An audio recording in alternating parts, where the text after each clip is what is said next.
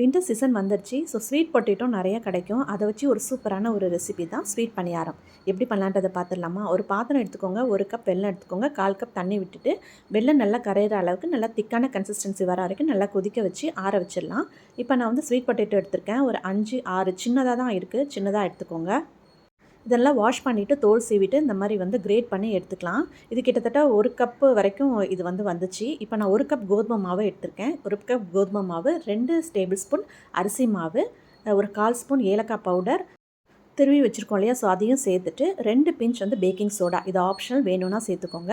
ஒரு 1/4 கப் திருவின தேங்காயும் சேர்த்துட்டு எல்லாத்தையுமே நல்லா மிக்ஸ் பண்ணிவிட்டு நம்ம வந்து வெல்லம் கொதிக்க வச்சுருக்கோம் இல்லையா, ஸோ அந்த பேஸ்ட்டையும் சேர்த்துடலாம். எல்லாத்தையுமே நல்லா மிக்ஸ் பண்ணி எடுத்துக்கோங்க. கொஞ்சம் வாட்டரியாக வேணும்னா கொஞ்சம் பால் ஆட் பண்ணிவிட்டு இந்த மாதிரி கன்சிஸ்டன்சி வர அளவுக்கு நல்லா மிக்ஸ் பண்ணி எடுத்துகிட்டு ஒரு 1/2 மணி நேரத்துக்கு மூடி போட்டு அப்படியே வச்சிடலாம். இப்போ பணியாரத்தில் எல்லாத்தையுமே வந்து போட்டு எடுத்துடலாம். நான் நெய் தான் விட்டுருக்கேன், நீங்கள் எண்ணெய் கூட விட்டுக்கலாம். நெய் கொஞ்சம் கொஞ்சமாக அந்த குழியில் விட்டுட்டு மாவு வந்து ஊற்றிக்கலாம். மீடியம் ஃப்ளேம்லேயே வச்சு குக் பண்ணி எடுத்துக்கோங்க. 2 பக்கமும் திருப்பி விட்டுக்கலாம். இது குக் ஆகிறதுக்கு ஒரு 3லேருந்து 4 நிமிஷம் வரைக்கும் ஆகும். உள்ளே நல்லா வெந்துடும். ஹை ஃப்ளேமில் வச்சிங்கன்னா எல்லாமே கரைஞ்சிரும், உள்ளே வந்து வேகாது. ஸோ அவ்வளோதாங்க, சூப்பரான பணியாரம் ரெடி ஆகிடுச்சு.